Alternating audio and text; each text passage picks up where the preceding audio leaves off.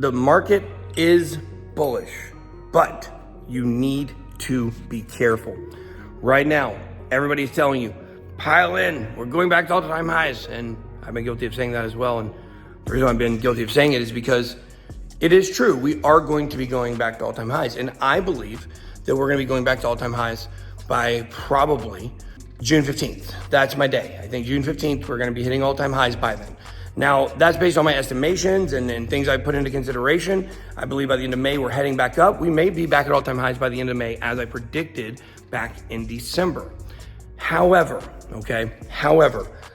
want to tell you guys to be careful on the markets right now, because right now, we are seeing all the hallmarks of a massive pump. Okay, that's what we're seeing. We're seeing Bitcoin getting ready to move. We are seeing the altcoins getting ready to absolutely explode, and everybody's anticipating it. And usually when we feel that way, we get punched in the stomach first. A punch in the stomach comes.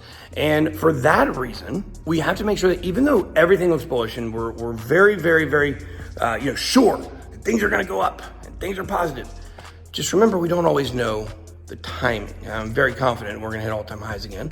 Very confident we're gonna hit all-time highs again in the cycle. I'm very confident we're gonna hit all-time highs this year. I'm very confident we're gonna hit all-time highs again by the middle of summer, if not well before that, if not in a couple weeks, or who knows, maybe next week. So the whole point I'm saying here is I'm confident in that. However, I'm not confident that it's definitely going to be soon. And my track record of my own belief and bias has shown that. It's shown that, when I rely on my feelings and kind of like, okay, what's going on right now? Sometimes you can make the complete wrong decisions because the charts don't always cooperate. And a good way to look at this is to think about that. You've seen that meme, we'll pop it up on the screen here, that says, expectations versus reality. And it shows, a straight up, left to right journey, very, very easy, but it's never like that, guys. It's never like that. There's always obstacles and rivers you got to jump over, and people that you got to fight in a pit in karate combat, people you got to prevent from stealing your company.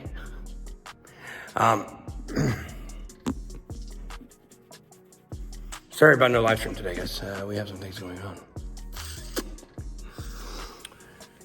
So guys, what I'm trying to tell you is there was a recent article, and very quickly, you know what? Let me hop on and let me show you guys this article, and let me show you guys the markets to finish up today. We're gonna be back with a live stream. I may live stream at some point this weekend. Who knows? I may live stream later today, depending on how things happen.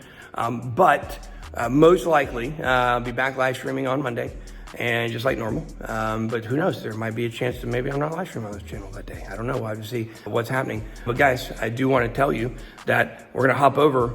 Don't leave. This is the stuff you need to hear right here.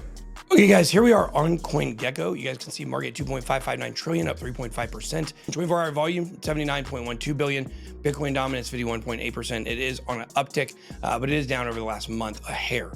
Come look at Bitcoin. Bitcoin coming in at $67,241, up 10% for the week, looking very healthy. Ethereum over 3,100. Tether still at $1, amazing. BNB heading back towards all-time highs probably. Solana at $170 almost. You could have got it at like 120 bucks a couple weeks ago. Chainlink, biggest pumper of the day. Lido, Athena, and there's our guy, Ondo. And then we've got AR, Rune, Safe, Optimism, AVAX, Arbitrum, Celestium, and Jupiter. Okay, moving on here. I did want to just briefly mention institutions still skeptical of a near-term Bitcoin price rally, just like I was telling you, CM options data show. The higher implied volatility they want to pay for downside protection, CF Benchmarks said. Who's CF Benchmarks? Well, I'm glad you asked because it's Kraken. There it is, CF Benchmarks, a Kraken company. Pretty interesting. But you come back here and you look at this story, and it's analyzing the CME Bitcoin options. And are you positive that institutions aren't interested in Bitcoin right now?